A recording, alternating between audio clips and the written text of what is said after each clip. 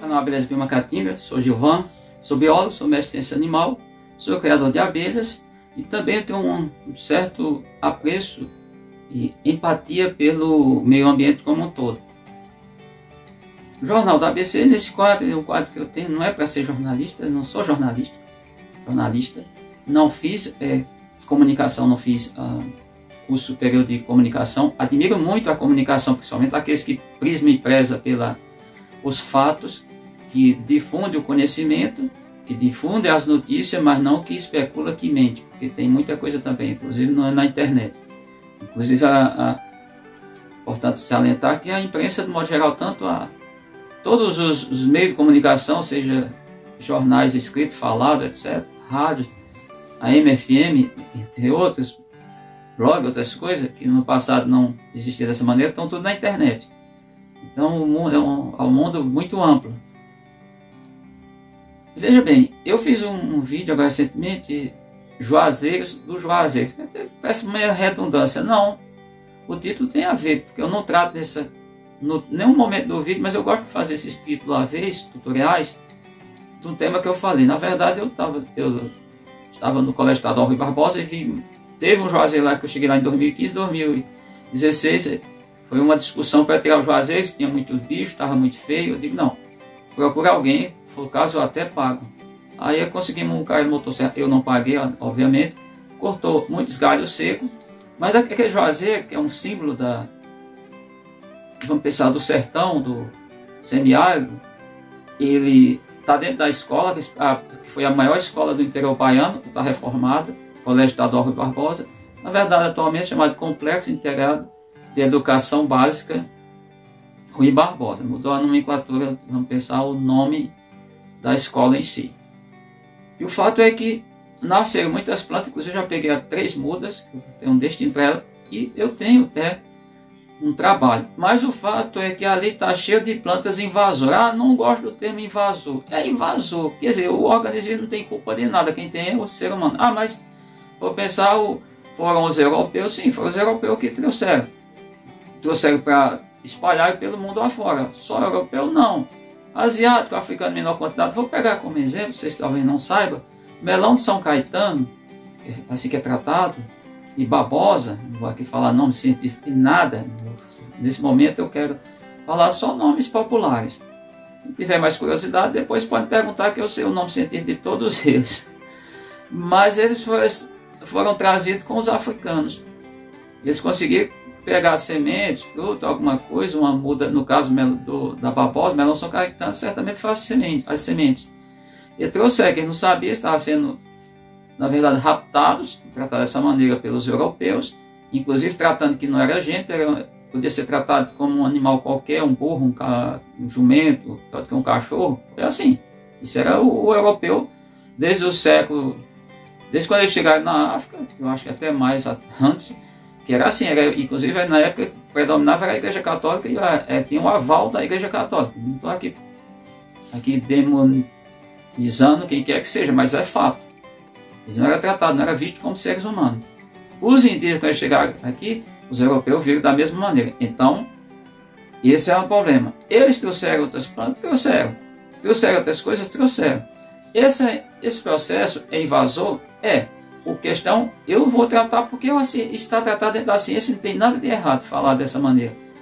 No ano passado, lembro, no dia 1º de junho, saiu no Diário Oficial da União do Estado da Bahia, dezenas e mais dezenas de espécies de todos os tipos que são invasoras dentro do estado da Bahia. Foram os pesquisadores inclusive renomados, que selecionaram, que viram. Vamos entender esse processo. A leucena é uma excelente forrageira? Serve para os animais? Serve. Mas não é controlada. O que aconteceu com essa planta? Essa planta trouxe um inseto coleóptero. Eu estou para fazer um vídeo, eu trabalho lá junto ao Univasf, preciso encontrar os biólogos que trabalham com essa planta, biólogo e agrônomo, que detectaram um inseto que o problema dele não é ter vindo com a semente da planta, que é uma planta invasora introduzida pelo homem aqui na América do Sul, que é da América Central. A questão toda certeza lá na América Central ela tem controladores, tem parasita, escoliol, tem parasitas, tem um monte de coisa. Então, além da planta invasora, está nascendo tudo quanto é lugar, isso já é visível. Tem a questão lá do Rui Barbosa, ninguém nunca plantou uma leucena lá e tem já vários pés dentro da planta, dentro da instalação que tem um hectare. Ela trouxe esse bicho que prejudica, que come a semente de outras plantas, de várias mimosas. Então ele perde o controle.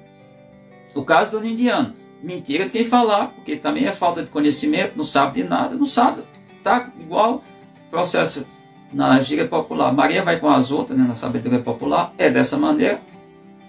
Na verdade, comportamento de rebanho é o termo adequado, mais adequado, entenda.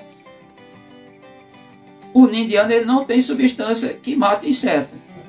Não serve, se foi o objetivo foi esse, também não se presta para esse objetivo. Mas é uma planta invasora. É uma planta invasora que está invadindo vários lugares da caatinga, porque os animais se alimentam das sementes e descarta, faz a dispersão das sementes, se alimenta dos frutos. Ela tem um frutozinho, é um fruto. Solta, ao liberar essa semente, ao que? Germinação, essa planta está se propagando pela caatinga, está perdendo domínio. Na beira do São Francisco já tem muitos exemplares, sem ninguém ter plantado. O motivo foi esse, porque os animais usam como alimento, não a planta nossa. Aqui, certamente, lá na Índia, de onde ela é endêmica, lá tem controladores, lá tem uma série de coisas. Ela não prejudica as abelhas, mas por sua vez prejudica o meio ambiente. E assim segue. Vou pegar, por exemplo, a questão das africanizadas. Elas, ninguém sabe qual o nível de prejuízo que ela traz para as abelhas nativas, mas se sabe, vou pegar duas espécies. Vai ficar bem claro aqui. Ela, nas regiões que é onde existem as abelhas endêmicas, no litoral nordestino, de onde? De Natal até Salvador. Aonde fora do litoral. Também na parte do Agreste, onde tem Agreste, nos estados, pegando um pouco da Paraíba, mas principalmente até Sergipe. Os outros estados não tem Agreste, é uma área de transição entre a Caatinga e um pouco a Mata Atlântica, nem é uma coisa nem a outra. E alguns, chamados regiões de altitude, Garanhuns, por exemplo, estado de Pernambuco, e Chapada Diamantina, no estado da Bahia. Nesses locais tem a urussu nordestina. Outra abelha, que é outra urussu, a urussu cinzenta ou tiúba, ela tem desde o delta do Parnaíba, que é Piauí, seguindo para o Maranhão, entrando na Maranhão tem uma boa parte, quase toda na região norte, também entrando na região norte, também existe, e em parte do centro-oeste, sempre em parte, não é total, mas as pessoas são leigas, não conhecem absolutamente nada, vão falar daquilo que elas não conhecem. Qual é o problema das africanizadas nesses locais? Porque elas têm o mesmo nicho ecológico. E aquele nicho ecológico é aquilo que o organismo faz na natureza. Tem o mesmo habitat? Não, porque elas eram lá da Europa e da África. Aqui as italianas, as aves, as africanizadas, vão se arranjar no espaço que é dessas duas abelhas citadas, tirando a possibilidade delas enxamear. Então, nesse caso, é problemático. Isso, mas ninguém está vendo isso. Ninguém fala sobre isso, tem medo de falar. Inclusive, a maioria das pessoas que tratam de abelha, a maioria dos apicultores não vão tratar nesse tema. Eu vou falar porque aqui eu toco o dedo na ferida mesmo, é para lá para voar mesmo. Sai de baixo porque aqui é pau de dar em doido. Eu não fico passando a mão onde quer que seja. Vamos pegar, sem ser abelha, o caso do Rio São Francisco. Nós estamos no Rio São Francisco, que é a maior riqueza local. Perguntando, muita gente vai dizer que é a fruticultura irrigada, mas depende da água do Velho Chico.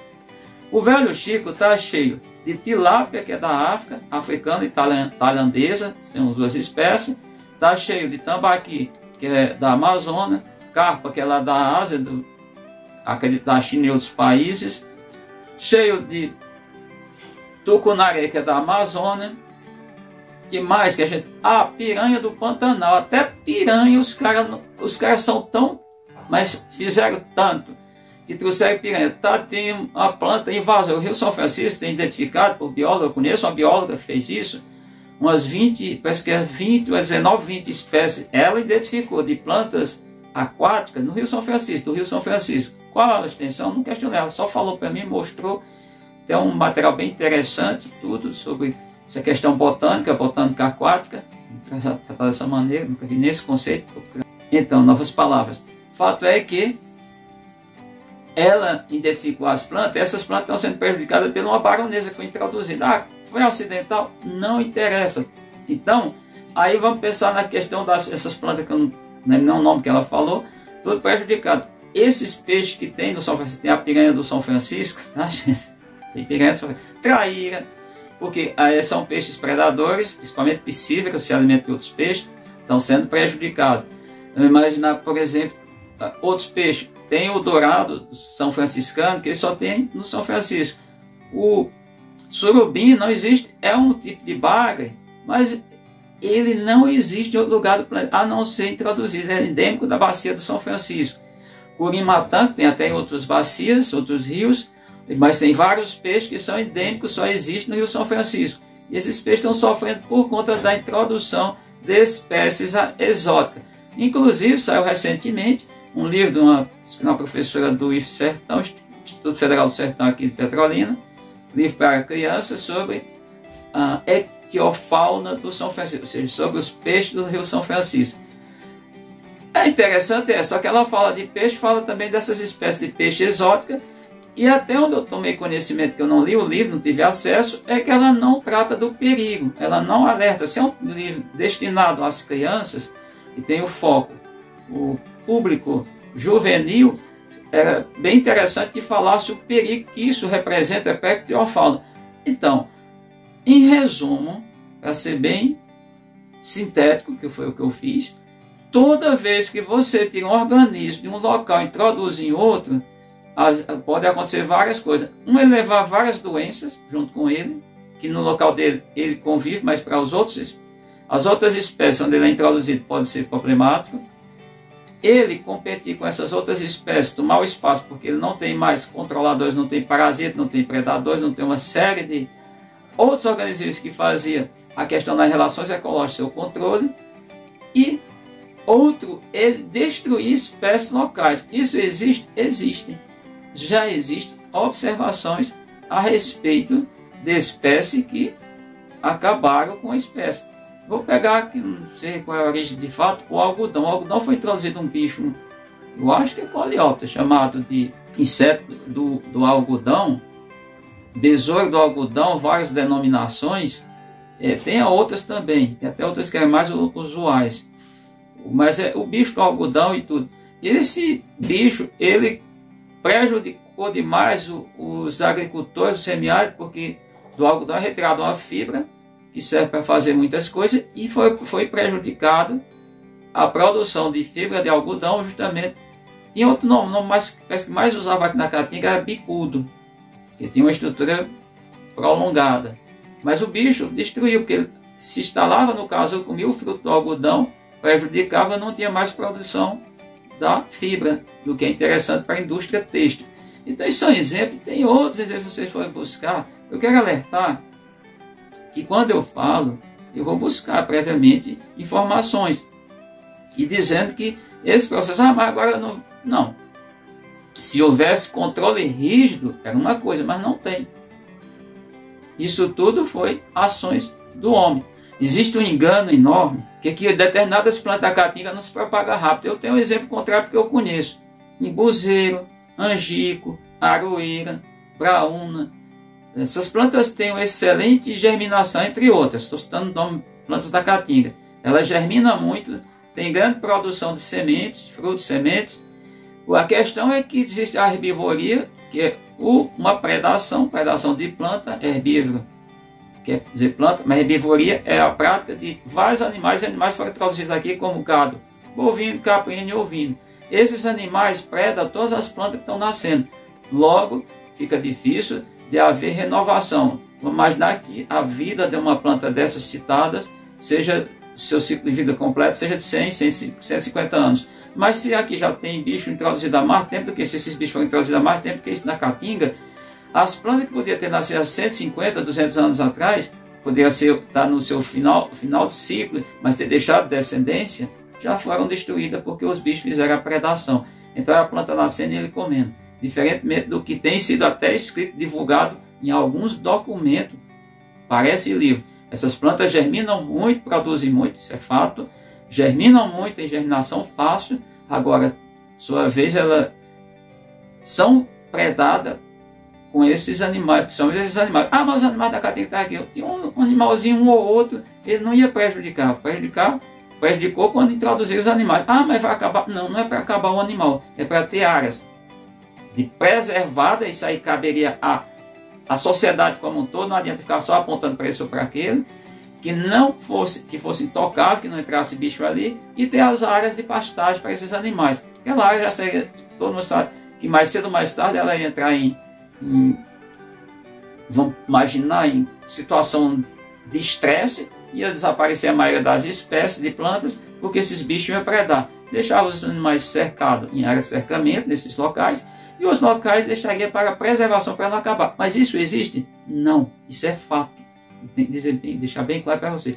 Então eu queria trazer esse pensamento, esse entendimento, esses questionamentos, para as pessoas pensarem mais, enquanto a maioria está praticando errado e defende a prática de maneira aleatória, não tem nenhum controle sobre nada, e aí defende. E as pessoas acham que isso é o correto, quando na verdade é errado, está tudo errado. Está tudo errado, tem que dizer que está tudo errado. Ah, mas está tudo errado, mas aponta a solução. A solução já disse aqui. Não introduzir mais espécies exóticas nos locais, nos ecossistemas, nos biomas, não aumentar a quantidade desses animais à solta, criação à solta, sim ter áreas cercadas para a pastagem, para esse animal pastar, e ter as áreas preservadas. Mas ninguém tem interesse por isso, porque isso não interessa, isso não é importante. A maioria quer destruir tudo. E aí fica complicado. E a gente fecha por aqui.